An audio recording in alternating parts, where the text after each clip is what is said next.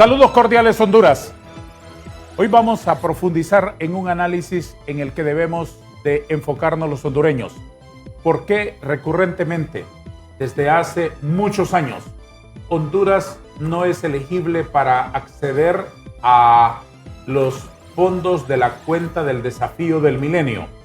Que es un fondo económico que se creó para ayuda a los países.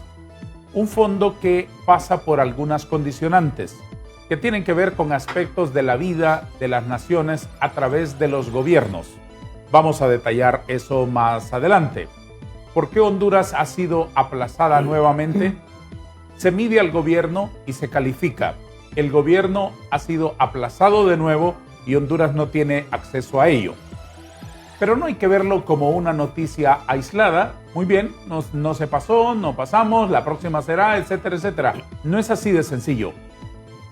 Porque lo que se evalúa son asuntos de la calidad del Estado de Derecho, de la calidad del respeto a la ley, del cuidado de la democracia, del combate a la corrupción, de la educación, de la salud y de otros asuntos fundamentales para que una sociedad avance y funcione adecuadamente.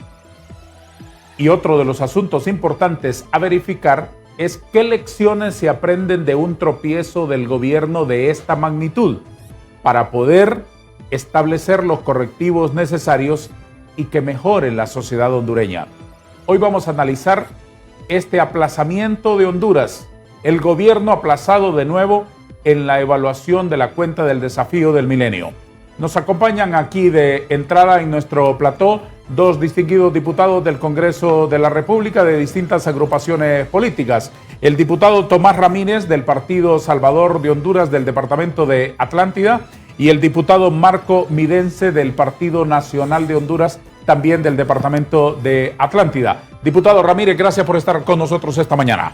Gracias, licenciado, por invitarme de nuevo a su programa, estar aquí en el set con el abogado Midense, que somos del mismo departamento, un departamento muy golpeado por las dos tormentas seguidas y que actualmente continúan, pero preocupado porque ya tenemos 15 años de no acceder a la cuenta del Millennium, un fondo social que vendría a ayudar muchísimo en lo que es la parte social y de infraestructura de nuestro país. Le agradezco su presencia, diputado Midense. Es grato tenerle de nuevo aquí en el estudio. Mucho gusto, don Darío. De verdad que es un placer estar aquí compartiendo. Aquí con mi compañero Tomás, que hemos estado en momentos bastante complicados. La Ceiba y Atlántida verdaderamente se ha transformado la vida allá. Hoy, mientras estamos en este estudio, hay familias que están siendo damnificadas y evacuadas todavía. Cuénteme de eso, por favor, porque es muy importante antes de que entremos en el asunto que hoy nos concita. ¿Por qué pasa eso? ¿Por qué esa vulnerabilidad se ha incrementado en los últimos años? Mire, ese es un tema que soy bien apasionado y lo voy a decir brevemente, algunos temas estructurales. Primero, no hay una gestión del agua en el país, no hay una gestión del agua. Se inunda mucho y hay mucha sequía. Y en ciudades como La Ceiba, que fueron construidas sobre un delta, sobre el río Cangrejal, básicamente, y hay un río Danto también que está en el corazón de la misma ciudad, hay falta de planificación de asientos humanos. La planificación urbana no se ha dado bien. Usted va a la borda del río Cangrejal y sobre la borda de que no deberían haber nadie viviendo, hay colonias enteras. El otro tema es que por los impactos del FIFI, del MICH, del ETA y OTA, ha habido un asolvamiento exagerado sobre el río Cangrejal. Yo le podría decir que casi 10 metros, sin exagerar. Eso reduce la capacidad hídrica. Del lecho natural del río. Claro, y algunos puntos del río Cangrejal que yo he ido. Y yo miré con ETA y OTA casi unos 8 metros, allá arriba por Río Viejo. Sí. Yo quedé impresionado. Entonces eso reduce la capacidad hídrica porque por llueve y ya se desborda, ¿verdad? Por supuesto. Tercer tema, no se han canalizado estos ríos. Y esto significa entonces que hay la capacidad pluvial o de absorción del agua en el impacto humano, ¿verdad? Y los dragados que no se han hecho tal vez de manera como corresponde a la necesidad. Y finalmente también yo creo que en esta ocasión con Sara nadie sentía un sentido de urgencia, nadie tuvo un sentido de urgencia. Yo recuerdo haber suspendido actividades a las 12, me fui a la casa y primera vez en la vida, yo tengo apenas 40 años, hace poquito cumplí los 40. No parece. Gracias. Parece 67. Entonces no, gracias. Pero yo salí el viernes a las 5 de la tarde con el agua pegando aquí. En su calle. En la calle. Eso nunca había ocurrido en La Ceiba. Bueno, nunca en mi vida Pero había eso es un tenido... asunto del drenaje también. Es un asunto de ciudad. Que en Sí, 15 pero es un minutos asunto lloviendo, también del drenaje de las calles. hay un problema severo, hay un problema severo. Por lo menos donde yo vivo también hay un problema severo que no habíamos tenido como antes. El estero en la ciudad de La Ceiba se desbordó también. Eso no había ocurrido muchos años. Y lo otro es que el puente Saupín, que es el puente, ese puente tiene 270 metros, tuvo daño estructural en el FIFI en el 74. Tuvo daño estructural con el Michi en el 98. En el 2020 tuvo daño estructural y ahí se fueron 60 metros de losa. Yo en ese momento era ministro de Finanzas, rápidamente y de manera transparente hicimos, Tomasito es testigo, en enero del 2021 y en abril ya estaba levantado. Hicimos una pilastra nueva. Ahora lo que pasó, se fue una pilastra vieja. Entonces se dio la mitad de lo que habíamos hecho. Entonces se volvió a caer, digamos, la mitad de lo que cayó en el 2021. Y estamos incomunicados prácticamente.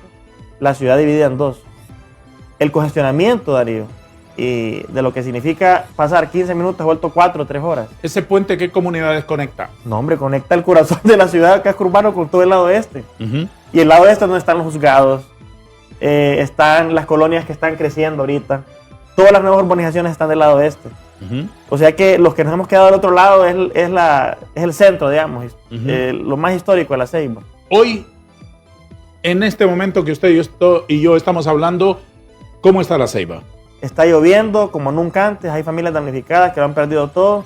Hasta ahorita no me reportan pérdida de vidas humanas, gracias a Dios, yo quiero destacarlo, pero sí pérdidas que no se habían hecho, damnificados que no se habían visto en ningún lado.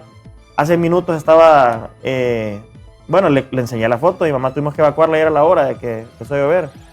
Y yo creo que es un tema que tenemos que ver con seriedad. Esto no es algo de emergente, esto es recurrente ya. Yo le decía en el Congreso que hemos de atender acciones. Primero la ciudad necesita una tercera vía, Tomás, creo yo. Sí. Y esa tercera vía puede ser un vado como el que está en Río Viejo, en Río de Piedras, en San Pedro Sula, por ejemplo. Sí. Un vado que tenga alcantarillas de 2 metros, que permite una tercera vía en el lado más estrecho de la borda del río Cangrejal, que conecta las dos partes, por ejemplo. Y también ver si es cierto que estos del gobierno reconstruyen el puente o reparan lo que hay y nos hacen un puente nuevo, pero no podemos tener asfixiada la economía. Son 4 o 3 horas para transitar de un lado a otro en momentos picos. Pero yo también quiero decir algo, Darío. Esto no solo es de La Ceiba. Conecta Cortés, Lloro, Atlante y Colón. Esto es sobre la CA13. Es que es un nervio principal de la infraestructura vial primaria el que tuvimos problemas. Y por otro lado, la planificación urbana es básica, ¿verdad? Yo, honestamente, me siento bastante preocupado, lo hablábamos con Tomasito, porque esto no es un tema de maquillaje, de ir a entregar bolsas nada más, o de ir a ver los edificados albergues. Es un tema sistémico ya. Y le voy a decir algo también, no es algo oficial. Mire, ahorita llovió 1050 milímetros, o sea, 1 metro con 50 centímetros, eso fue lo que llovió. En el Eta Iota llovieron 800 milímetros acumulados. Me dicen que en la cuenca, allá arriba, fue casi el doble. El doble. 2000 milímetros. Hubo comunidades que enteras se fueron 10 casas, por ejemplo, en Río Viejo, en la cuenca del río Cangrejal. Está incomunicado el río Cangrejal, por cierto. Entonces yo estoy preocupadísimo. Fui a unas invasiones de la Miramar allá por las pilas de oxidación. Una familia, literal, le vamos a dar el video. 4 casas se fueron en fila en 5 minutos. Yo fui y me dijo el señor, es que ¿sabe qué, Marco? Me dice, este año no se dragó aquí el Dante. Y tenés pelado también allá por la frontera agrícola, que ya no hay nada pues arriba en la cuenca. Pues. ¿Y a qué se debe y cómo se explica un abandono de los lechos de los ríos por tantos años? Es que ese es otro problema, que lo vemos como que es algo emergente, Darío, y cuando no llueve, ¿y sabe qué pasa? Los episodios se dan antes cada 20 años, si usted se fija. Mire, German Watch, que es una ONG muy conocida, calificó Honduras en la década, ellos a cada 20 años hacen un corte, ¿verdad? Sí. En el corte del 2000 al 2020, éramos de los 3 países más vulnerables del mundo. Pero, óigame, ¿y qué medidas y conciencia se da a la población? Casi nula, ¿verdad? Entonces, yo sí, sinceramente, me siento preocupado porque creemos que esto es alejado, pues. Sí. Y le voy a decir otra cosa. Aquí en Tegucigalpa no se sintió. Sí. Entonces, ¿cómo es posible? Yo le voy a decir algo. Mucho gusto, Oliver. ¿Cómo es posible, por ejemplo? Yo salí de mi casa no es que me damnifiqué ni nada, pero nunca, con mi mamá que es diabética, 70 años, aquí el agua, con el medicamento y todo, ¿verdad? Ajá, vamos ahí de refugiados, vamos a los albergues. Óigame, y el partido de la selección ahí contra México, todo el mundo celebrando, en Tegucigalpa y San Pedro, y nosotros allá inundados. No le quiero decir que son insensibles, pero no nos damos cuenta de la dimensión del de problema. la dimensión del problema. Sí, así es. Entonces, yo quiero aprovechar estas cámaras, sinceramente, para hacer un llamado a las autoridades. Yo he recorrido lugares que el Copeco todavía no ha llegado. Es importante que vayan a todos lados y levanten todo. Sí quiero dar mi voto de confianza al SINAGER, que ese sistema debe implementarse. Pero ahorita que estamos en el Congreso, en discusión de presupuesto, yo sí quiero empaquetar, fíjese, y quiero proponer, ya lo hice con el presidente de la Comisión, Hugo Noé Pino. He hablado con empresarios y las cámaras de comercio, cámaras de turismo, que en La Ceiba y en Atlántida, y bueno, lo hablamos en bancada ayer, que deberíamos de empaquetar dentro del presupuesto temas como dragados de los ríos, canalización de los ríos, las bordas y gaviones, que son cosas, pero es que no son cosas que allá a las cansadas, ¿verdad? Sí. Porque, y con esto cierro, si antes estos episodios eran 20 años, Sí, hoy son más recurrentes. óigame Darío, cada 5 años, Sí. 4 años. Sí. Y lamentablemente el cambio climático no es así un cuento, ¿verdad? Sí, sí, sí, Es sí, una sí, realidad. sí. Y lo Sí. estamos viviendo. Entonces Sí. yo más bien le agradezco que nos haya permitido robarle un poquito de su tiempo para hacer conciencia de esto. Y me encantaría otro día si podemos hablar de esto. Sí, por supuesto. Porque es tanto tema. Y Honduras, una vez me dijo alguien, mire, ve, en el Medio Oriente la bendición o la maldición es el petróleo, me dijeron. Sí. Ustedes, la bendición o maldición es el agua. Y yo Exactamente. digo, ¿por qué? Claro, me dice, ustedes no han aprendido a gestionar el agua. Así es. Tienen corredor seco, Sí. un tercio del país, un tercio de la población, Sí. con sequía cuando hay verano. Sí. Ajá, y allá en su zona me dice, Sí. solo llueve un poquito inundados. Sí. Es un tema que me gustaría hablarlo y es un tema de desarrollo Por también. supuesto. Por Gracias. supuesto. Yo solo quiero agregar a lo que ya dijo el abogado Marcos, que hubieron, la problemática no solamente se dio en La Ceiba, Claro. en todo el litoral atlántico. En el municipio de Esparta, por ejemplo, el río Leán hizo estragos, más de 20 comunidades incomunicadas, y en La Ceiba hay una colonia, que ahí es donde yo vivo, que todo el agua del aeropuerto Golosón cae a esa colonia y inundan más de 150 casas. Dios Se mío. tuvo la necesidad de romper el cerco del aeropuerto para tirar esa agua a una quebrada que tiene ahí Y para liberar un poco y liberar la un poco colonia. la comunidad. También Sí. tenemos en el sector oeste la colonia Vianín. Esa Horrible. colonia está compuesta por 300 viviendas. Sí. Todos perdieron Todos. sus enseres. Una lástima ver cómo la gente se lloraba. Sí. Hubieron muchas personas con su negocio, pulperías, todo perdido, y esto nos llena la reflexión. Ya lo dijo Midense, en la cuenca del río Cangrejal, para llegar a La Ceiba hay que caminar 7 horas. Y es una comunidad de 15 comunidades a las cuales para llegar en este momento es bien difícil. ¿Qué pasa? La municipalidad de La Ceiba no tiene un tractor, un equipo para solventar, y mucho menos a Copeco. Copeco no tiene. Nosotros tenemos la comunidad de Sambo Creek, donde hay una comunidad de 20 casas. Le pedimos hace 6 meses para hacer una borda y proteger esas casas, y nunca tenía combustible, nunca tenía para las llantas. Entonces hay que hacer un plan para poder desarrollar, y no digamos Arizona, que es un municipio vulnerable, donde está Morazán, Icaque, Complicado. Mojimán, que están incomunicados y que se tiene la necesidad de estar enviando alimentación por helicóptero. Y Tela, que hay unas colonias de alto calibre en Tela, inundadas totalmente, y el parque de Tela, cuando llueve, normal, usted puede andar en cayuco por todo el parque y el centro de Tela. Hay que hacer un trabajo. ¿Fin de semana ayudar en algo ahí? Claro. Sí, claro que sí. Claro que sí. Nosotros, de hecho, desde la semana pasada hemos puesto el equipo de trabajo, pero lógicamente casi no se puede hacer nada más que llevar alimentación a los Ayudar albergues, a las comunidades que están mientras aisladas. pasa Claro. esto, y luego hacer el trabajo ya de con el Congreso. Van a necesitar fondos para dragar, hacer caminos de nuevo en muchas comunidades. Solo quiero agregarle y hacer en este canal y de Tomasito, esto no se trata de nada político, esto se trata de humanidad. Allá hemos tocado puertas, Tomasito, con algunas empresas, por ejemplo, seibeños que son solidarios y las cámaras para hacer una red de voluntariado también. Yo activé un grupo de jóvenes que no son políticos para ir a ver y estamos planificando hacer unos empaquetamientos de apoyo, pero que no sea ir a tomarse la foto y entrar en una bolsa, porque eso es atentar contra la dignidad. Sí. Y no lo hemos hecho.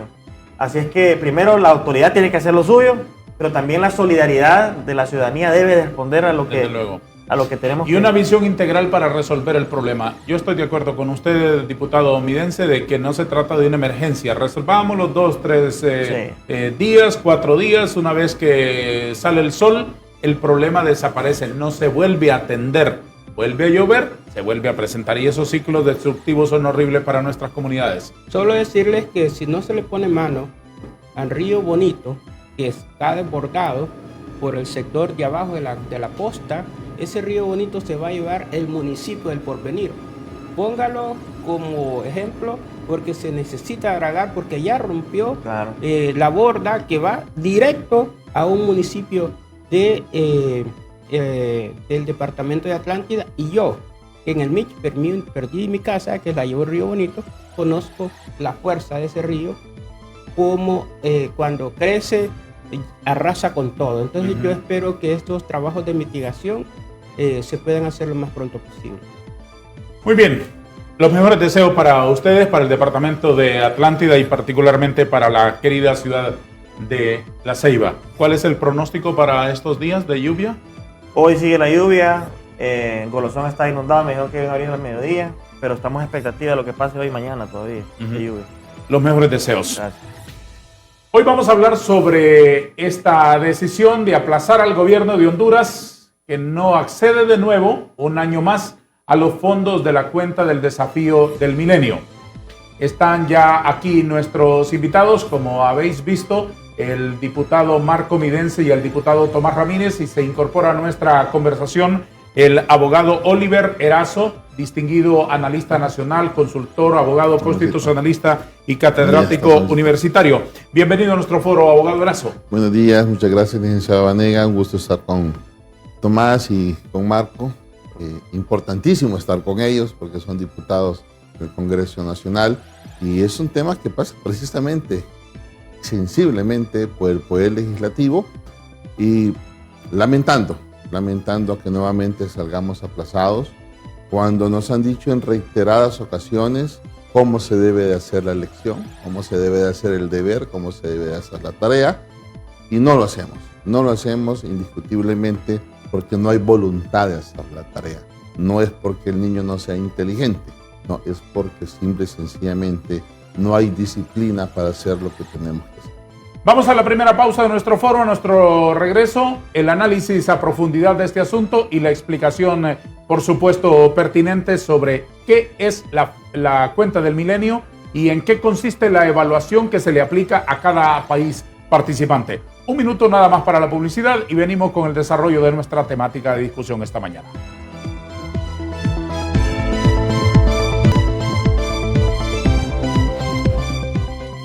¿Qué es la cuenta del desafío del milenio?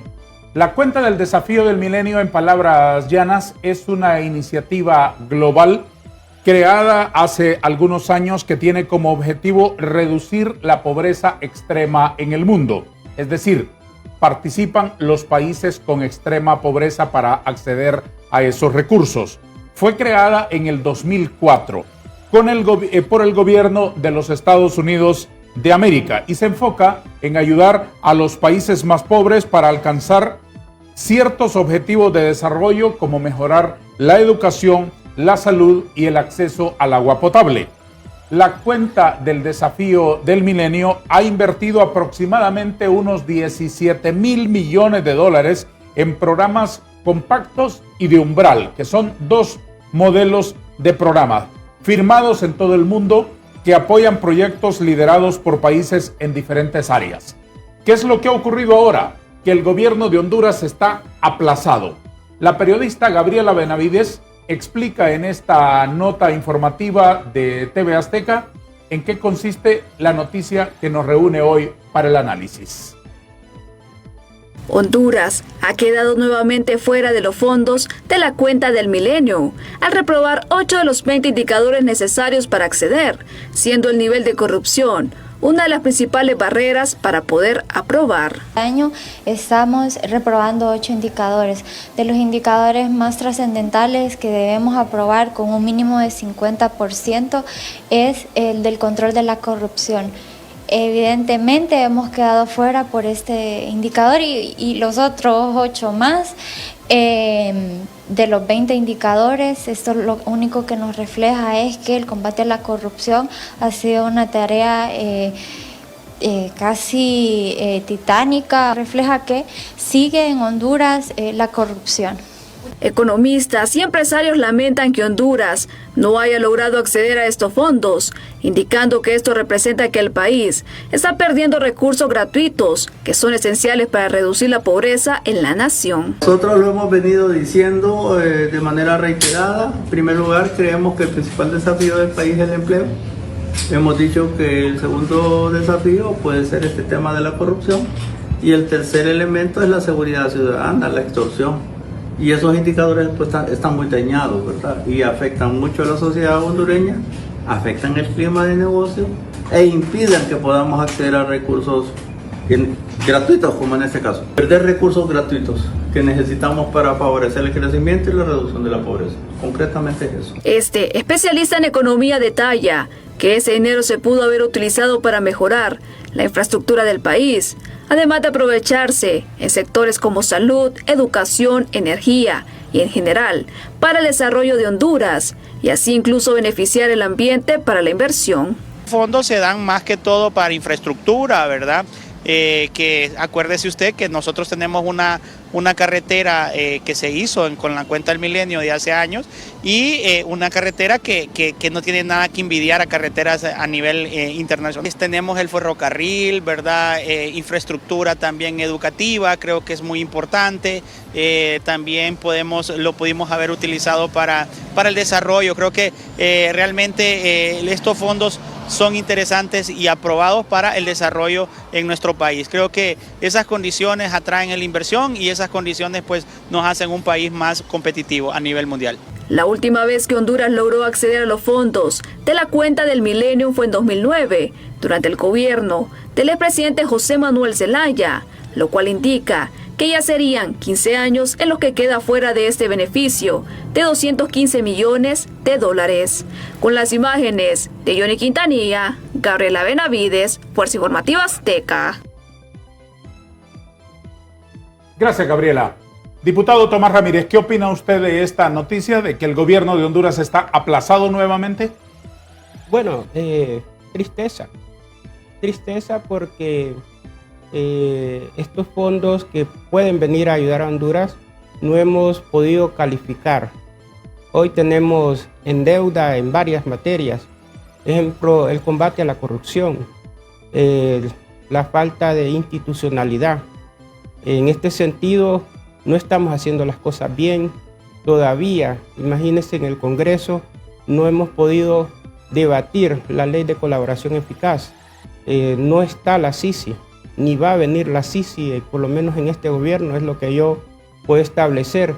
Tenemos una unidad importante de fiscalización como es la unidad de política limpia. No tiene presupuesto. Los partidos políticos no les interesa que les supervisen cuánto invierten para llegar al poder, teniendo una desigualdad con aquellos hondureños, buenos hondureños, que no tienen la capacidad de competir, y es por ello que hoy tenemos presidentes, tenemos alcaldes, diputados, que llegan en su mayoría con fondos que no sabemos de dónde vienen por falta de fiscalización. Además, no hemos reducido lo que es la pobreza en Honduras. Hoy la canasta básica anda en 16,000 lempiras. El costo de vida, los jóvenes están inmigrando en el país. Sacamos la extradición, una herramienta que ayudaba, la sacamos. Y nosotros estamos totalmente en contra de la extradición. No en el aspecto democrático. El gobierno anteriormente decíamos que teníamos que tener segunda vuelta. Hoy no va a haber segunda vuelta. No hay voluntad para tener ciudadanos en las mesas electorales. No hay mesas electorales. Y si nos vamos más allá, el Congreso tiene una gran responsabilidad. Si bien es cierto, hemos tratado de crear leyes que van en combate, pero todavía falta la ley de, digamos, la ley de secretos la derogamos, pero el gobierno, muchas secretarías han puesto secretividad a cómo gastan. La parte social en educación, si bien es cierto, se están reparando escuelas, pero ¿de qué sirve reparar escuelas si no estamos tecnificando la educación? Si hay maestros que no tienen trabajo, habiendo tanta necesidad de desarrollar, cambiar el esquema educativo del país, porque el esquema está arcaico. Ya necesitamos un nuevo esquema educativo en nuestro país. Y si bien es cierto, vienen maquilas a hacer costuras, pero dígame una maquila que venga a hacer robot, a embalar autos, tecnificar, no hay en el país. Los empleos los hemos perdido. Si bien es cierto, se ha trabajado en los caminos, se ha mejorado la pavimentación, y se están construyendo hospitales, pero usted aquí nomás va al San Felipe. Me llamó un estudiante compañero y me dijo, ayúdeme Tomás, que mi mamá la van a hacer una quimioterapia en el seguro y le dieron la cita para 9 meses. Y mi mamá de aquí de 9 meses se ha muerto. Cuando uno ve esa realidad, se da cuenta de que los gobiernos no están haciendo lo correcto. 15 años de no poder acceder a esta cuenta nos llena de mucha tristeza. Algunos dicen que es porque la sociedad civil pone quejas por allá. Yo creo que no es eso, porque de igual forma en los 12 años del Partido Nacional tampoco calificamos a la cuenta del milenio. Lo que sí vamos a dejar que el año pasado Honduras fue eliminada, no calificó a 11 puntos. Hoy por lo menos tenemos a 8 puntos que no calificamos, que es una mejoría, pero hay que seguir trabajando en el combate a la corrupción. ¿Cuál es su primera valoración, abogado Erazo? Mire, la corrupción estructural está exageradamente arraigada y ha generado metástasis en toda la estructura del Estado. Escuchaba a Tomás y decía, bueno, qué interesante agenda legislativa está describiendo el honorable diputado. Eso debería de ser la agenda que debería de estarse evacuando en el Poder Legislativo, porque son temas sensitivos de desarrollo humano, de economía y de fortalecimiento a la gobernanza. Gobernanza sin corrupción. Pero nada de lo que él ha expresado en este momento, lógicamente no depende de la voluntad de estos dos diputados, se ha podido siquiera establecer en una agenda lógica mínima en el Poder Legislativo, en este Poder Legislativo. Indiscutiblemente, cuando usted analiza los primeros 2 puntos, los primeros 2 ítems, eficacia del gobierno, eficiencia del gobierno, el gobierno ni siquiera ejecuta su presupuesto. ¿Cuántas instituciones al día de hoy no han ejecutado el 100% de su presupuesto? 2, lucha contra la corrupción. ¿Qué lucha contra la corrupción hemos tenido en este momento? Si parte del eje principal de esa lucha contra la corrupción es, por ejemplo, quién financia las campañas de la clase política que se ofrece como oferta política y que luego llega a ejercer el poder. ¿Ah? Entonces, simple y sencillamente, no son temas que le interesan al platón de la mayoría de la clase política, porque se sirven y se acobijan con el mismo edredón. Ese es el problema. Entonces, lógicamente, los que sufrimos la consecuencia de esa omisión son los casi 10 millones de hondureños que están esperando en sus comunidades, en sus departamentos, los fondos que provienen de esos programas para poder desarrollar un poco, valga la redundancia, de desarrollo humano. Que dicho sea de paso, en ese punto solo estamos atrás de Haití. Le estamos peleando el primer lugar a Haití, que es el último en la cola en América Latina. Entonces es una situación sumamente delicada. Lo habíamos hablado en programas anteriores, años anteriores, que la ola la ola del desinterés, la ola de la falta de compromiso serio, por ejemplo, de discutir los problemas como lo estamos conversando en este momento, con seriedad, con altura, con datos verídicos, con cifras que no son inventadas por nosotros, se había perdido. Y que el efecto iba a ser el desbordamiento en perjuicio del Estado hondureño y su elemento población. Y es lo que estamos viviendo en este momento. Diputado Midense, ¿y usted qué valoración hace? Bueno, primero, como dice Tomás, lamentando que no se puede acceder a estos 200 millones de dólares. La cuenta del milenio en Honduras arranca en junio del 2005 y cada vez que yo paso por San Pedro, bueno, vamos a la CA5, nos recordamos que eso es una obra de infraestructura. Arrancó con sectores productivos de infraestructura, o sea, se pudo en el pasado acceder. Esta vez creo que estamos de los 28 países calificados en la región número 24, muy mal. Hay 3 componentes claves, ¿verdad?, para poder ser evaluados. Primero, libertad económica. El segundo es todo el tema de gobernar con justicia. Y el tercer tema es la inversión en la gente, en las personas. Son 3 componentes. Se ocupan 2 factores para ser aprobado. Uno es completar la mitad del scorecard, que son 10 de 20, aprobarlos. Y llegar más del 50% en control de corrupción. Aquí tengo yo el scorecard oficial, lo estaba revisando. En el tema de libertad económica nos aplazamos en el acceso al crédito. Ajá, y ahora que tenemos una TPM más para arriba, eso va a imposibilitar la tasa de política monetaria. No, los hondureños no tenemos acceso al crédito. Y Entonces, cuando accesas es carísimo. Es carísimo. Entonces ahí se nos va, ¿verdad? Luego en gobernar con justicia, ahí estamos aplazados en control de corrupción, efectividad del gobierno, el imperio de la ley y la libertad de información. Y ahí estamos en control de corrupción 15, en el percentil 15. Estamos no aplazados, sino que súper aplazados, ¿verdad? Y lamentablemente también en indicador de inversión en personas. Que es el tercer cuadrito que está en la parte de abajo, en la columna de la derecha, donde están los 3 recuadros en color rojo. Súper bien, ahí lo tenemos en pantalla entonces. Yo lo voy a hacer, no lo voy a... Ah, ok, aquí está. Entonces, si se fijan, el tema del control de corrupción es tremendo, ¿verdad? Es decir, súper aplazados. Pero la inversión de personas... Es en una tabla de 100, ¿verdad? Sí, sí. 15%. Sí, esa es una tabla de 100. O sea... Pero aquí hay algo bien importante en esos 4 indicadores rojos, licenciado Vanegas y pueblo hondureño. Están interconectados. Claro. Muy interesante. Libertad de información, respeto a la ley, efectividad gubernamental, control de corrupción. Si estos indicadores de abajo fallan, lógicamente es más alta la corrupción.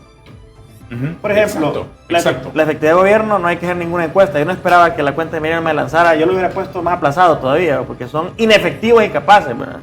No veo yo ningún frente en el gobierno haya sido efectivo. El imperio de la ley se deteriora cada vez más. Y eso es un tema que Latinoamérica lo vive, Centroamérica lo vive, y Honduras lo estamos viviendo en carne propia. No es algo de la noticia, es algo que estamos viviendo. Y el tema de control de corrupción es sistémico y estructural, lamentablemente, como decía el abogado Oliver. Pero me preocupa mucho el componente humano también, que es la inversión en la gente. El tema educativo, por ejemplo. Si no estamos invirtiendo en los niños y los jóvenes, estamos aplazados a futuro en el tema humano. Y hay temas de salud también que estamos no tan bien. Yo sí quiero ser muy enfático en que esto es también sumado a otros factores que nos están asfixiando, diría yo. Imagínese usted, están queriendo ya anunciaron ayer la tasa del bono, $700 millones, la tasa históricamente más alta, ¿verdad? La última vez fue en 6.25, la tasa, estamos en 8.75. No ha habido una tasa más alta, una negociación pésima para el país, ¿verdad? Esto significa que el riesgo país se ha incrementado, que la percepción en los mercados internacionales para Honduras es de mucho riesgo.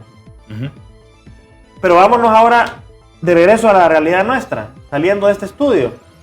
Ya dijimos, tema de los créditos, insostenible. Y súmele ahora la devaluación del Empira, que es donde más nos duele a todos, porque eso es criminal, ahí se afecta, el costo de los bienes importados se incrementa. Honduras no es un país productor. Medicamentos, combustible y comida son 3 ejemplos. Al incrementarse o depreciarse el Empira frente al dólar, importamos en dólares, ¿qué va a pasar? Se disparan estos precios. Segundo efecto, sobre la bolsa, los salarios. Usted sigue ganando lo mismo, pero su poder adquisitivo se pierde. Mismo salario, menos capacidad de consumo. Tercero, la presión que el Estado ahora va a tener sobre el endeudamiento. estas deudas se contraen en dólares. ¿Qué ocupas entonces para el servicio de la deuda? Más lempiras.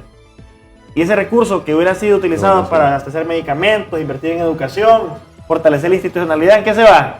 En el servicio de la deuda. Pero lo que más me duele es preguntarme, ¿y esa deuda para qué? Porque no se percibe una equivalencia a valor público. Entonces, honestamente, muy desatinadas estas medidas, pero también ahora pues vemos que esto, que es la cuenta del milenio, es un indicador más de un mal síntoma que estamos viendo en este país. ¿Cómo se califica cada uno de los acápites? Algunos son bueno, Banco Mundial desde 1996, si no me equivoco, ha venido midiendo el indicador. Hay encuestas de percepción también. Mucho aquí tiene que ver con el control de corrupción en esto, por ejemplo. Entonces, ¿cómo se mide, por ejemplo, que en control de corrupción a Honduras se le asigna una calificación del 15%? Hay algunas evaluaciones que son cualitativas, son encuestas de percepción que se hacen en ciertos sectores. Entonces, lamentablemente, eso no solo es una percepción, sino que se vive también. Pues usted puede sentir cuando ya es sistémico, como decía, bueno, el abogado Liberito Masito, y definitivamente tenemos voces que no se han callado, que hoy quieren desacreditarlas, antes eran aliados, antes les aplaudían a todos, hoy dicen que son malos. Pero ayer, por ejemplo, el CNA denunciaba, ASJ denunciado, y qué bueno que la sociedad civil se pronuncie. Yo creo que son balances en la democracia, ¿verdad? Pero ¿por qué antes era bueno y ahora es malo? ¿Por qué hoy lo satanizan? Entonces yo creo que como Congreso Nacional nuestro deber es escuchar a todos, y también, bien lo decía Tomás y lo recalcó el abogado, nuestro deber como legisladores es importante que esa agenda sea congruente con la necesidad y demanda de la sociedad. ¿Por qué son importantes esos capítulos que se califican? Para poder acceder a fondos que son con el propósito ulterior de reducir la pobreza. Es que estos son los elementos necesarios de un Estado sano. Por ejemplo, efectividad del gobierno o de la gobernanza. ¿Qué gobierno que no sea efectivo va a ser no corrupto? Sencillo. Váyase a la administración básica de su casa. Si el administrador o la administradora de la casa no es efectiva, va a ser una catástrofe la economía familiar. Así de sencillo. ¿En qué país donde no se respeta o el indicador de respeto a la ley es tan bajo, va a ser no corrupto?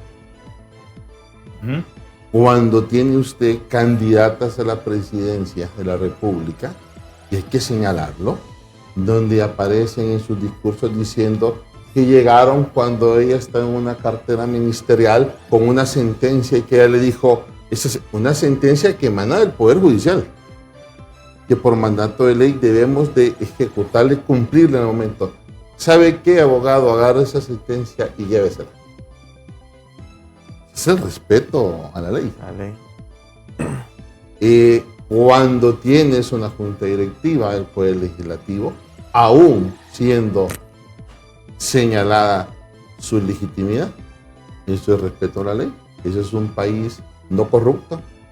Cuando tienes desde el estamento del Estado entregando subvenciones sin una ley ordinaria que le permita desarrollar la entrega de las subvenciones, cuando ya había sido derogada la ley de fondos departamentales, eso es un Estado no corrupto, indiscutiblemente. Ahora la pregunta, bueno, y todas esas subvenciones, ¿en dónde están? Ahora que tenemos el agua hasta el cuello, hasta los pies, no eran para generar en los diferentes departamentos los diputados que han tomado esas subvenciones y aplicarlas en beneficio de su población. Vamos a entrar en ese detalle. Aquí hay 2 diputados que reciben subvenciones, ¿no? ¿Ustedes reciben subvenciones? Yo recibo subvenciones. Sí. ¿Cuánto También recibe usted? Mire, No, solo deme el número. Necesitamos ir a una pausa. Después me lo explica. Bueno, eso es pues esporádico. A mí me han dado 1.400.000 de subvención. 1.400.000. Pero mensual. No, en lo que va de todo el periodo. Ya fuese mensual. Pero ya. he hecho obras que valen 6 millones Me lo en explica, todas. me lo explica, Y me lo explica. tenemos que venga la CICI ya. Me lo explica, me lo explica. ¿Y a usted cuánto le Está dan? bien, está No, bien, no correcto. es que me dan, no es esporádico, uno solicita. Sí. Yo he solicitado para obras de infraestructura en Atlántida y tenemos un portal de transparencia también para esto, ¿verdad? No tengo un número conmigo, pero he hecho match también, por ejemplo, por sociedad civil y sectores, por ejemplo, el CRILA, que es el de Teletón. Nuestra... Me lo explica. Te lo explico, Y ustedes no se van de aquí si no nos cuentan hasta el último centavo y nos lo demuestran. Claro. Y nos Un lo último demuestran. punto. Correcto. Libertad de expresión o acceso a la información. No es un ataque permanente a la libertad de expresión, a la libertad de prensa. A los Hay medios de una comunicación. declaración de la secretaria de Defensa ayer que vamos a escuchar después en unos minutos. Vamos a una pausa. Siga con nosotros, por favor. Temas. Mire, pueden poner las trabas que quieran, pero lo cierto es que el 9 de marzo vamos a elecciones primarias, algunos partidos, ¿verdad? Y lo cierto es que creo que un año casi, tal vez un año y una semana, estamos en las próximas elecciones generales. Y ahí tenemos que hacer todo para que esas elecciones sean lo más transparentes posible, porque estamos ante una coyuntura. O perdemos este país, o se socava la democracia, o se recobra la libertad de democracia. Yo estoy bastante preocupado y yo creía que era fake news lo de Nicaragua, una legislación. Y no es fake news. Hay una iniciativa legislativa seria de hacer una copresidencia y coordinación de 3 Qué poderes. locura, ¿verdad? La que ha llegado Ortega. Eso es un orate. Eso no se Ese había es un visto. orate, ese que dirige Nicaragua. Yo estudié administración pública y no hay ningún tipo de parangón en otro país que yo haya visto. ¿Cómo llegan a emborracharlos el poder a ciertos hombrecitos, sí. no? Claro. Qué cosa más loca. Y esto, bueno, por otro lado, fui a observar las elecciones en Estados Unidos y definitivamente también un país tan polarizado, ¿verdad? Ahí se va el 40% de nuestras exportaciones, van a Estados Unidos. El 80% de los hondureños que viven fuera, que remesan un tercio de la economía, están en Estados Unidos. O sea que es una economía vinculada a la nuestra. Y el gane de Trump también es otro síntoma ya, ¿verdad? Hay un efecto péndulo, le llaman los politólogos, ¿verdad? Que saltar de un partido a otro con visiones casi más polarizadas de lo que podríamos pensar que es izquierda y derecha en un país capitalista, ¿verdad? Ahora, ¿cuántos recursos están en juego? ¿Cuánto dejó de recibir Honduras por no calificar a la cuenta del desafío del milenio? Son 200 millones de dólares. 200 millones de dólares. ¿Siempre ha sido ese el volumen de plata? Si no me equivoco, en junio del 2005, cuando se accedía, era por el orden similar o equivalente a los 200 millones de dólares. Hay dos programas, uno que se llama Umbral y otro Sí. Compacto. ¿En qué consisten? Bueno, en las multilaterales, usted lo que hace es que usted puede empaquetar ciertos temas, por ejemplo, de lo que he leído y mal no recuerdo, el primer empaquetamiento que era el compacto era en sectores productivos, me refiero a calidad de producción agrícola, apoyo a la asistencia técnica, y el otro eje componente principal era la infraestructura en la T de desarrollo del país, ¿verdad?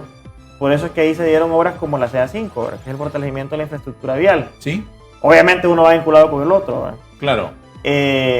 Pero bueno, eso ya quedó, la obra quedó, pero no pudimos acceder a más. Y los umbrales son también, en el lenguaje es cuando se llega a ciertos thresholds que son los que se miran como indicadores para poder acceder a más recursos, ¿verdad?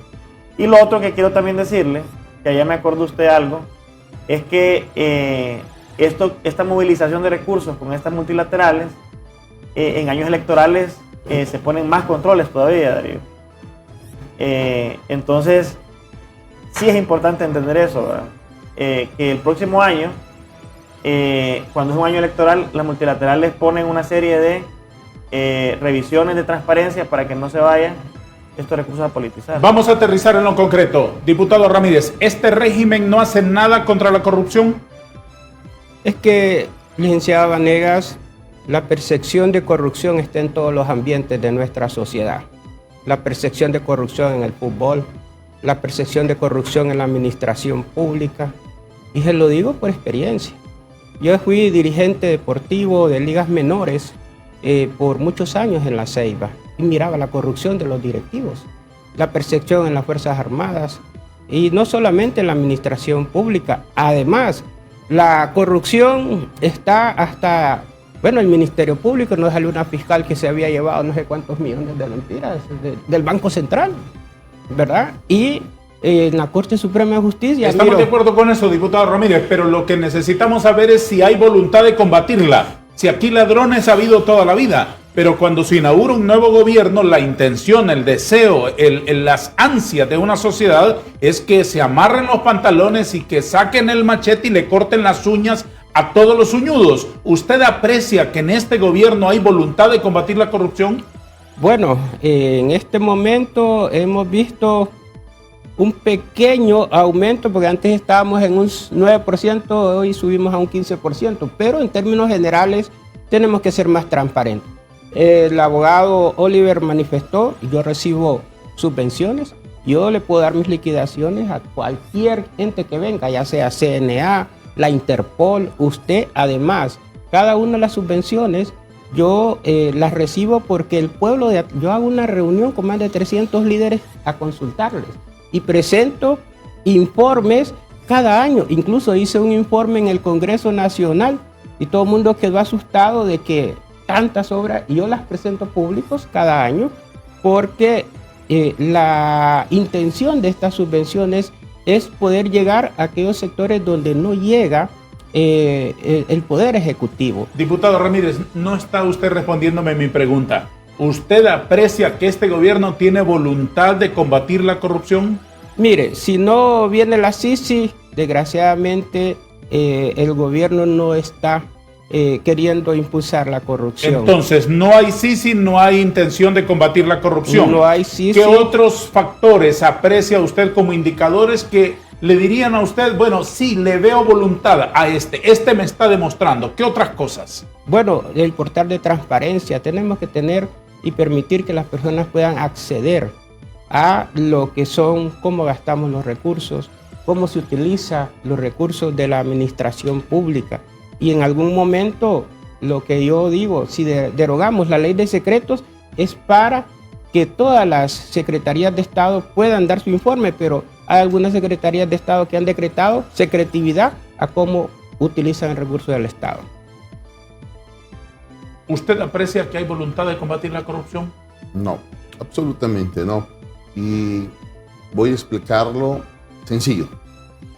Es decir, yo entiendo muy bien, doctor, que usted es un catedrático universitario que ve las cosas a otro nivel, pero en su papel de ciudadano, cuando usted llega fatigado a su casa a ver los noticieros de la noche y usted dice, bueno, muy bien, hoy me marimbié por este país, pagué mis impuestos, soy un ciudadano correcto, vamos a ver, ¿qué están haciendo esos señores? A usted al final de cada jornada le queda la impresión, hoy sí aquel me defendió de que no me estén robando, hoy sí aquel levantó su espada para proteger el patrimonio de mi familia, de mi pueblo, de mi sociedad, de nosotros los contribuyentes. ¿Usted aprecia que hay lucha contra la corrupción, doctor? Absolutamente no hay lucha contra la corrupción como ciudadano común y corriente. Y como ciudadano común y corriente que se está lustrando los zapatos, está comprando una burrita en la esquina, una bañada, digo, oíme, viste que volvieron a subirle a la partida presidencial confidencial y no dijeron que le iban a eliminar.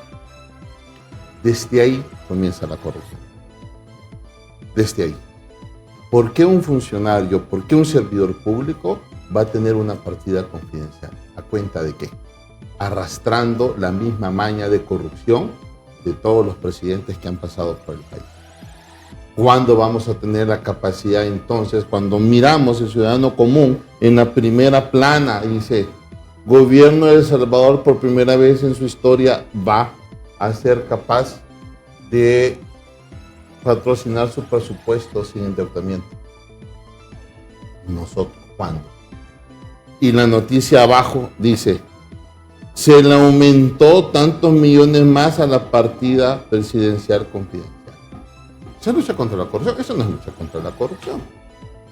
Y eso lo percibe y lo platica cualquier ciudadano hondureño de a pie que está sufriendo a las 2 de la tarde el hecho que no ha podido conseguir sus pesos para llevar comida a la casa. Abogado Midense. Bueno, la respuesta la haría con otra pregunta. ¿Está la Sisi aquí? ¿O solo fue paja? Como dicen. O sea, solo fueron promesas, ¿verdad? Pero le voy a decir algo más que el abogado Oliver y que Tomasito, mi compañero, han dicho. Yo sinceramente lo voy a decir y con mucha pena. Para mí es un tema también cultural, ¿verdad? Yo, por ejemplo, a mí me molestan porque en la U yo nunca di chepia ni pedí chepia. Nunca. Nunca, nunca. Y yo les decía, eso es corrupción también. O saltarse la fila. A mí me da una vergüenza cuando me salta una fila alguien, ¿verdad? O ¿quién es el más vivo? El que sigue las reglas o el que las salta para conseguir algo. Entonces, yo creo que tenemos un tema cultural. De acuerdo.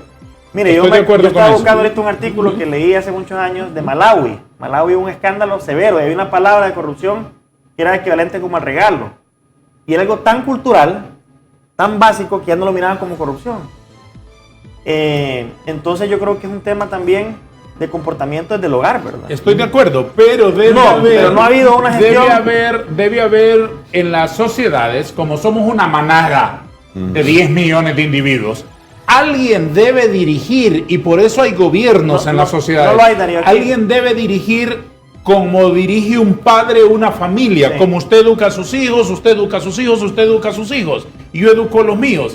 Alguien debe decirle, mire señor, no se roba, no se llega tarde, no se miente, no se mata, no se transgrede la ley. Ese alguien que debe de marcar el ejemplo debe de ser el presidente de los hondureños. Ese alguien, pero debe de ser no de discurso, sino que de hechos. Cuando asume su banda presidencial, el primer acto es elimine.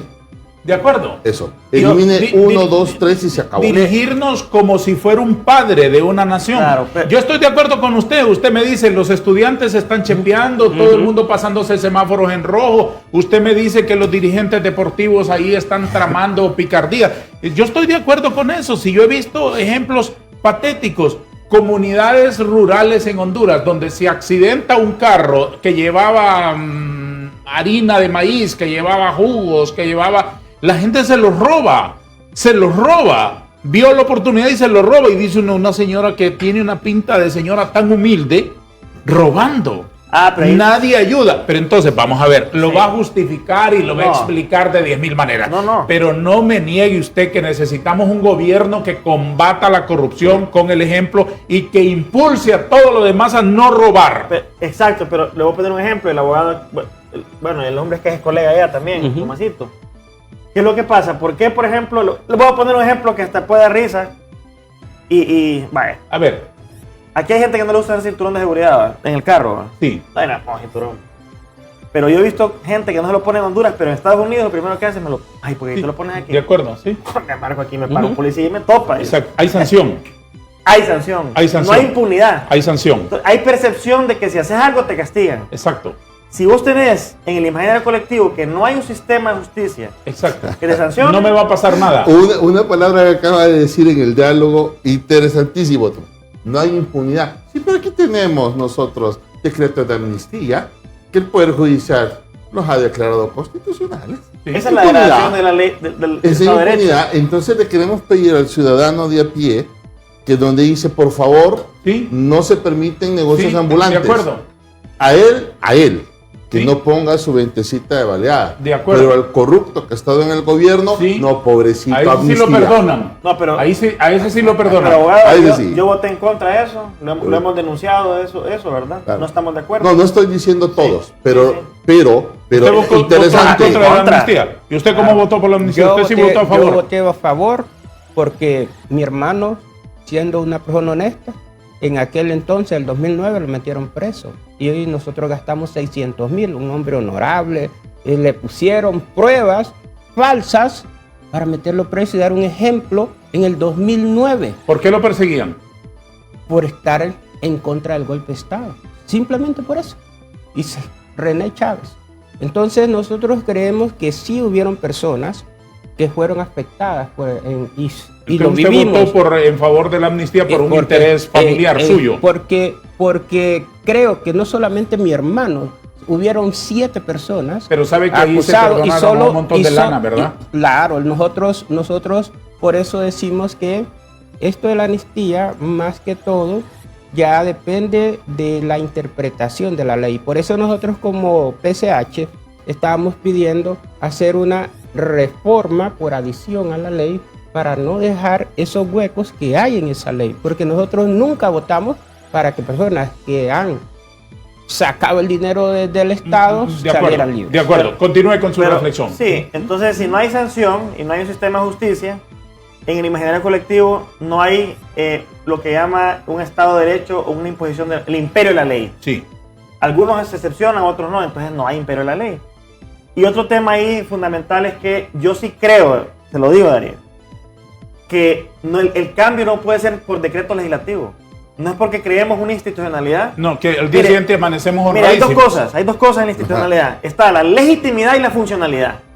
Puedes darle toda la legitimidad. ¿Qué presupuesto, qué recursos puedes poner al Papa de ministro de Transparencia? Pero si no hay funcionalidad, si no hay dientes, por ejemplo, si no hay sanción, se queda en un bonito elefante Pura blanco. declaración. Entonces, no es por vía de decreto que se elimina la corrupción.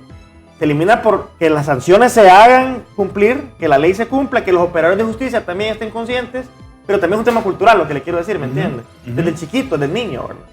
Ese es un cambio que tiene que ser sistémico y de país, no solo de la administración pública.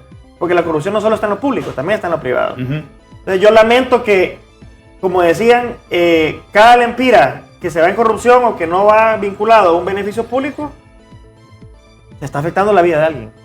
Tenemos que ir a una pausa. Sí. Llegamos a la hora en punto y tienen la palabra nuestros patrocinadores, porque aquí es prohibido olvidar que somos empresa privada.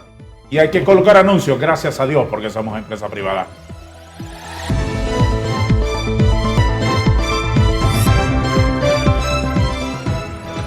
Uno de los asuntos que verifica la unidad de la cuenta del desafío del milenio es la libertad de expresión. Y en ese sentido viene bien aquí incluir una declaración que una prominente figura del gobierno dijo ayer a la sociedad hondureña. Escuchen aquí con atención lo que dijo la secretaria de Defensa del actual gobierno y la candidata del melismo en el Partido Libertad y Refundación, doña Ramona Moncada. Hay un montón de chavacanes y un montón de pencos que opinan todos los días respondiendo a una matriz que es la matriz del conservadurismo, que es la matriz de la violencia y que es la matriz de la criminalidad organizada. ¿Quiénes son? Todos, ¿Cómo que? todos los que opinan, todos los que dan opiniones orientadas, pero todos los que dan opiniones orientadas a romper la institucionalidad, a ir. Dice la señora Moncada que aquí en Honduras hay todos los días chavacanes y pencos. A mí me da hasta pena con nuestra audiencia mencionar ese tipo de palabras, pero ese es el vocabulario de ella. Solo lo estoy registrando aquí. Que se dedican a hablar con una matriz mediática, la palabreja tonta de matriz mediática que usan aquí un montón de gente para descalificar lo que no les gusta escuchar.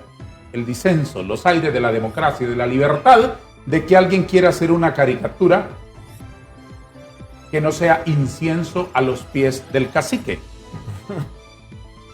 ¿De acuerdo? Muy bien, las manos de los caricaturistas no las van a amarrar nunca. Eso debe quedar clarito, digamos. Pero dice que es una matriz mediática, palabreja, de conservadurismo, violencia y crimen organizado para socavar las instituciones. ¿A qué se refiere esta señora? A lo que no le gusta escuchar al gobierno. Lo que no le gusta escuchar al gobierno es lo primero que debe escuchar un estadista.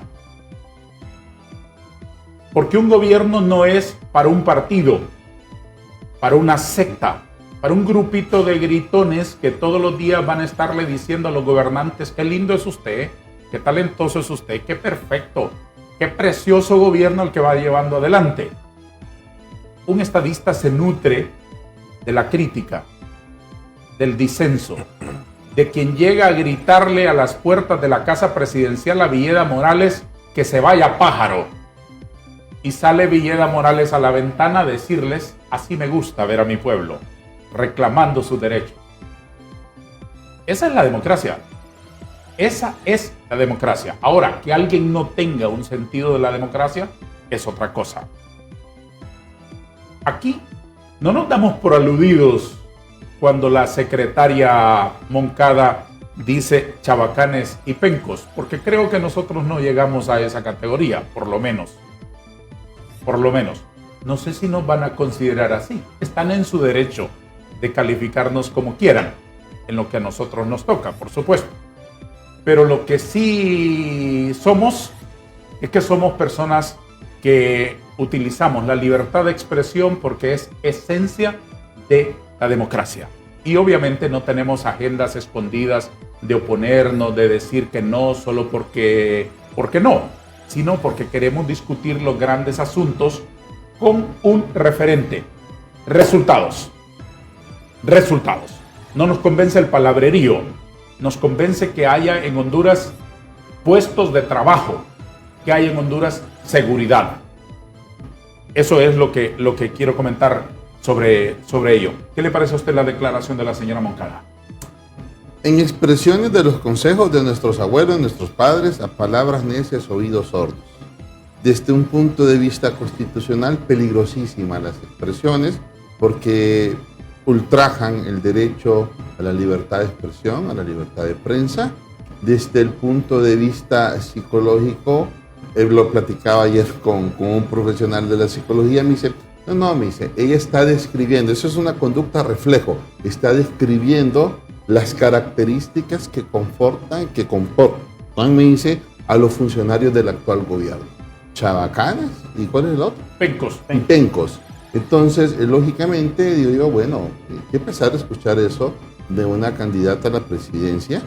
Sí, desde ya, diciéndole al pueblo hondureño, ¿saben qué? Si yo llego a ser presidenta, todo el pueblo va a ser chabacán y penco. Sí. Si me critican, si me señalan que no estoy haciendo, si me dicen que estoy no teniendo los resultados por los cuales fui electa. Entonces, el discurso va mucho más allá. O sea, la boca habla de la bondad del corazón. Sí, de la bondad del corazón. Eso es lo que tiene en el corazón la abogada Rixi Moncada. Bueno, pero es que tampoco es alejado su comportamiento. Ella ha dicho, por ejemplo, que todos los actos de corrupción del gobierno de Emel Zelaya amnistiado son actos de justicia. Esos son los calificativos que ella maneja. Y todo aquello que le estorba de la Constitución, entonces es una matriz del imperialismo y es algo que está en contra. Entonces, hay que entender cuando un funcionario público no respeta el marco jurídico nacional. Y ustedes decían, vía decreto, no nos vamos a arreglar. Exactamente, pero momento. Cuando un servidor público, cuando un funcionario público va a tomar su cargo, presta promesa de ley constitucional, ¿sí o no? Claro. Sí. Es el hombre, es la mujer la que tiene que hacer que se cumpla la Constitución y las leyes. No es vía decreto, en eso estamos. Pero ¿quién maneja la ley? Es el hombre, es la mujer que va a ejercer el cargo. Y mientras tanto no tengamos funcionarios cualificados, con calidad, que demuestren que van a cumplir el mandato constitucional, entonces vamos a tener este tipo de funcionarios chabacán y penco. ¿Qué le parece a usted la declaración de esta señora? No la comparto, respetamos las opiniones de cada quien. Yo creo que cada uno de nosotros tenemos el derecho a opinar, a evaluar conforme a nuestra percepción, y para poder establecer una crítica, primero uno debe de autoanalizarse por sí mismo.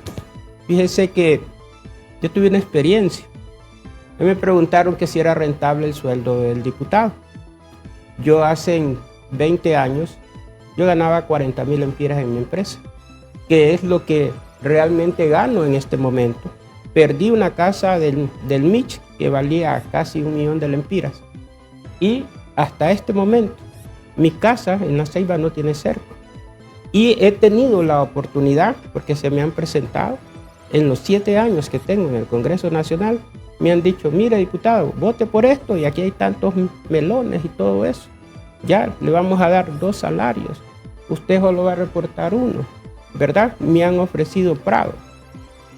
Y yo he dicho no, porque yo no vine aquí.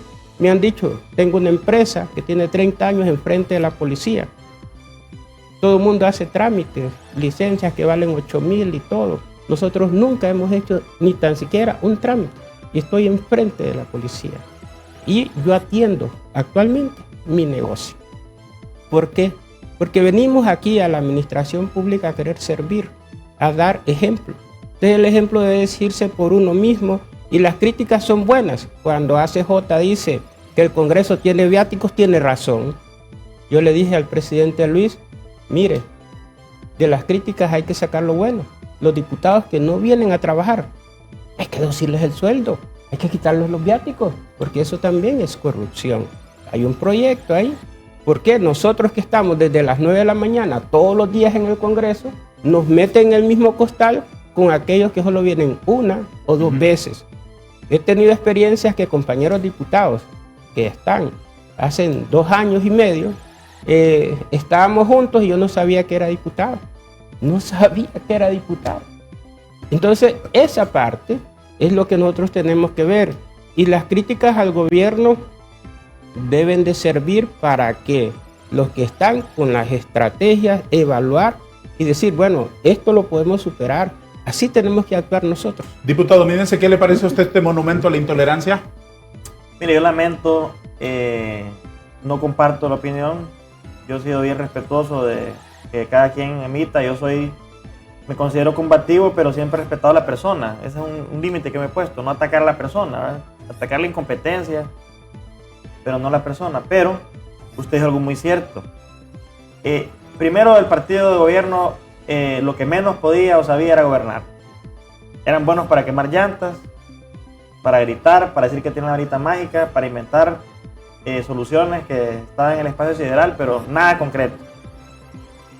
Lo que yo sí lamento es que ellos crean que son ministros del partido. Óigame, son ministros del país. Cuando usted en una oficina pública ve la bandera del partido, la bandera de Honduras, es preocupante, ¿verdad? Eso ya es una democracia híbrida, casi con autoritarismo. Usted cuando rinde la promesa de ley, no la rinde a los estatutos del partido, la rinde a la Constitución de la República. Usted es un funcionario público, no atendiendo a un partido como que si el Estado es un botín de un partido político, háyase visto. Y es mal síntoma el funcionario público que no acepta o admite o no es tolerante a la crítica. Ese es incompetente totalmente. Mire, para ser ministro ocupa 4 calificaciones, creo que lo he dicho ahí. Tiene que tener, sí, una visión filosófica, política, que sea congruente con el partido de gobierno. Pero también tiene que tener capacidad gerencial y técnica para el cargo. Si usted no tiene eso, no puede calificar para administrar lo que es de todos. Mira, Oliver hacía un buen ejemplo, el abogado Oliver. Yo le puse un ejemplo a un muchacho porque me decían a Ceiba, Marco me dice, pero es que, ¿qué pasa con la clase política? No, hermano, hagamos un ejercicio aquí sencillo, le digo yo. Vos sos emprendedor, sí, yo tengo mi negocito, me dice.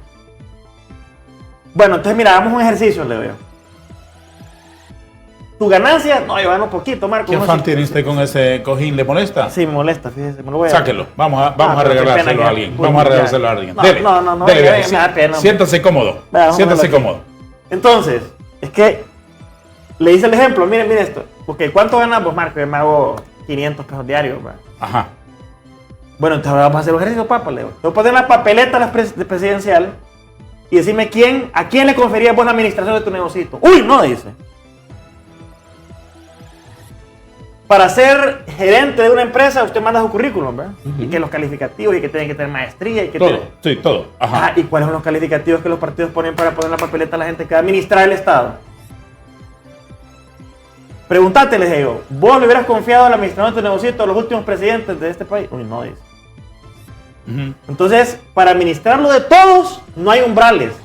No. No hay capacidades necesarias. Pones a cualquier chabacán, como dicen, y perdóneme que regreso esto.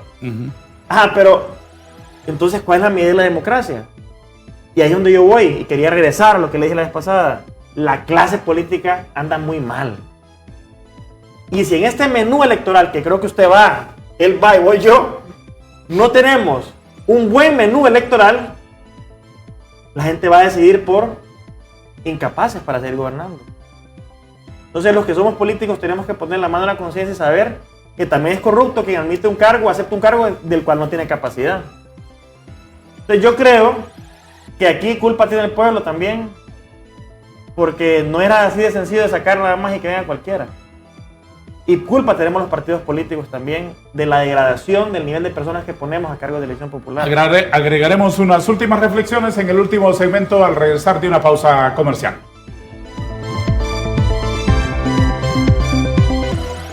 ¿La corrupción tiene varias caras? Como una medusa. Tiene bastantes ángulos. Indiscutiblemente, pero hay uno con el cual la podemos destruir todos, y es el hecho que a los que elijamos para gobernar realmente respeten el mandato constitucional, el principio de legalidad constitucional. Con eso vamos a comenzar a enderezar la dirección del barco. ¿Usted comparte, diputado Mediense, que un buen punto de inicio para esta sociedad, para que esta sociedad se libere de las garras de la corrupción, es el poder que es depositado en las manos del elector? No, hombre, estoy 100% convencido, Darío, que lo que dijo el abogado Oliver, mire, ven, yo creo que si no estamos conscientes que el gran poder lo tenemos el 9 de marzo, los que vamos a primarias, y el último domingo de noviembre, el próximo año, si no estamos conscientes del poder que tenemos ahí, andamos perdidos, ¿verdad? Y yo repito también, mea culpa a los partidos que ponemos gente no calificada en esas fotos, porque son los que van a gobernar el día siguiente. O sea, vean ustedes ese menú, esa papeleta, y si la oferta es pobre de los partidos, vean que van a tener gobernantes pobres en la siguiente, ¿verdad? Y pobre de mente me refiero, no de riqueza. Entonces yo sí creo que estamos hablando bien y todo lo demás, pero al final del día, quien toma decisiones y los decretos están ahí por voluntad del pueblo. Si el pueblo no decide bien, nos va a ir mal en estos próximos años. Un resumen de lo que hemos conversado hoy está muy bien representado en estas gráficas que aquí les comparto. Las evaluaciones de Honduras en la cuenta del milenio. Reprobados en estos 8 aspectos: control de corrupción, eficacia del gobierno, Estado de Derecho, libertad de información, gastos de educación, acceso al crédito, tasas de inmunización y tasas de finalización de la secundaria inferior de niñas. Esa es la lista de los 8 aspectos en los que Honduras ha sido aplazado, rotundamente aplazado el gobierno de Honduras. ¿En cuáles ha salido aprobado el gobierno del país?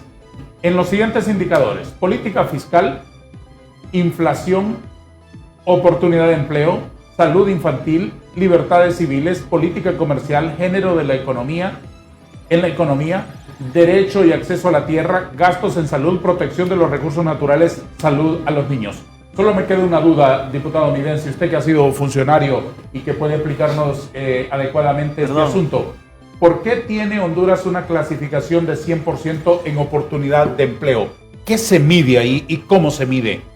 No, ahí no conozco específicamente esas, sí sé que en otras son encuestas de percepción, pero habría que valorarlo. Lo que sí le voy a decir es algo importante: la tasa de desempleo directa puede ser baja, estamos hablando del 7%. Entonces usted dice, pucha Marco, solo el 7% está desempleado, sí, pero el subempleo es casi del 40%, 43%, 44% creo. Entonces, tal vez eso es lo que están midiendo, es un número bruto económico de desempleo directo. Yo no estoy tan claro de ese indicador en específico. El de corrupción sí sé que es por una percepción encuesta, pero definitivamente cierro diciéndole, ¿verdad? Mientras hablamos, repito, 5 de cada 10 hondureños tienen un problema de subempleo o desempleo. Sí, de acuerdo. Y 7 de cada 10, 7, ¿verdad? De cada 10 de pobreza, ¿verdad? Sí, un problema de ingreso. El secretario el director de la Comisión Nacional de Bancos y Seguros, sí. Marcio Sierra, ha declarado que esta calificación de aplazados a ellos, a los del gobierno de Honduras, es por asuntos ideológicos. Dijo en una declaración ayer a un medio de televisión: nos aplazaron porque nosotros estamos con Cuba, estamos con Venezuela y estamos con Nicaragua. Así lo dijo. Nos aplazaron porque nosotros estamos con Venezuela, estamos con Cuba y estamos con Nicaragua. Esa es la declaración del personaje que el gobierno nominó para conseguir aprobar la cuenta del milenio. Unas reflexiones finales. Diputado Tomás Ramírez, por favor. Bueno, yo considero que si no hay un plan de país donde los gobiernos que anteceden o los que continúan manejen un plan de desarrollo de Honduras, no vamos a salir del subdesarrollo, tanto en el combate a la corrupción, tanto en cómo mejorar las condiciones de vida de la población. Hoy, cada gobierno que entra viene con un estilo diferente y ya lo dijo Marcos Midense. Hoy se ponen los cargos por afiliación política, que se está violentando un derecho humano a las personas que tienen capacidad, que tienen el conocimiento para estar en la administración pública. Y esto lo vemos de todos los aspectos. No fueron los mejores que son parte de la Corte Suprema de Justicia, no fueron los mejores que son parte del Ministerio Público, no son los mejores que están en la administración pública en este momento. Por lo tanto, volver a empezar lo que es el camino de aprendizaje tarda 2 años y medio y el gobierno viene a arrancar casi al final. Entonces, mientras no existan esos esquemas y la población hondureña no sepa elegir a sus funcionarios que quiere que los gobierne, si van a estar eligiendo por la canción, por la persona, y yo lo felicito a usted porque cuando usted fue diputado, usted me enseñó a tener criterio propio, no criterio de los que dirigen los partidos políticos para poder desarrollar Honduras. Como yo escuché un candidato a la presidencia, actual aspirante, decir, no vamos a apoyar el presupuesto, ni vamos a apoyar ninguna ley, y el que lo apoye, que se vaya saliendo de mi movimiento. Óigame, yo me quedé pensando, o sea que los que van son robots, no piensan. Si el presupuesto es una herramienta para el desarrollo de un país, hay que discutirlo con debate.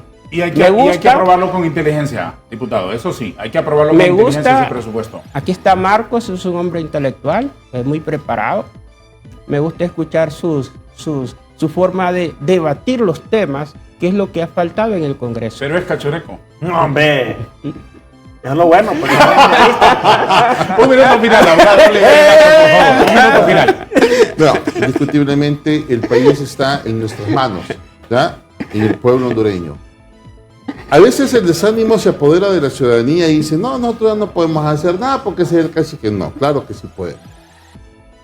¿Cuál es el poder del pueblo hondureño? Es el poder de elegir. Y tenemos que ir a elegir masivamente. No hay estructura de fraude, ni compañía fraudulenta que se invente, que hagan lo que quieran. Si hay una masa voluminosa de electores el día que nos corresponde ir a ejercer no solo nuestro derecho, nuestra obligación constitucional de elegir nuestras autoridades. Un minuto, diputado Midense, por favor. Son unos incapaces en este gobierno de cumplir su palabra. El centro cívico no se convirtió en hospital. Los funcionarios no hicieron un cambio sustancial de lo que tanto se decía que tenía la varita mágica para resolver los problemas del país. El avión. El avión ahí sigue. El peaje. Los peajes ahí siguen. Las Prados. Las Prados ahí siguen. 5 de cada 10 hondureños hoy tienen un problema de ingresos. La Sisi. No hay Sisi. ¿Cuál Sisi? 7 de cada 10 en pobreza extrema o relativa. Combate al narcotráfico. Bueno, ese tema tan doloroso sigue siendo sistémico y una realidad del país. ¿Cuál segunda vuelta? Yo creo que aquí lo que caímos fue una gran trampa y una gran serie de mentiras. ¿Pero sabe qué? Extradición. Imagínense, un revés de un tema tan importante con un país aliado tan importante. Que no es la solución, pero un mecanismo para poder generar la percepción que si hago algo me pueden topar, ¿verdad? Y la eliminación de las caravanas. Yo creo que si me da un minuto podemos estar aquí. 10 segundos. Lamentamos lo que está ocurriendo en este país, señalamos a esta gente por incapaz, pero nosotros tendremos en 3 meses la capacidad de elegir una papeleta para que en noviembre del próximo año podamos saber sabias decisiones por este país. Y el poder, como decían, es de elegir. Y ese poder sagrado que la Constitución nos da como ciudadanos nos permitirá hacer cambios para el futuro y presente de este país. Marco Midense, diputado del Partido Nacional de Atlántida. Tomás Ramírez, diputado del Partido Salvador de Honduras, también de Atlántida. Y don Oliver Erazo, abogado y catedrático universitario. A los tres caballeros han sido muy amables. Que tengan Gracias. un buen fin de semana. Gracias por estar aquí. Gracias. Gracias, un buen día. A todos ustedes también por su audiencia y su cariño para nosotros, que es multiplicadamente recíproco. Gracias y adiós.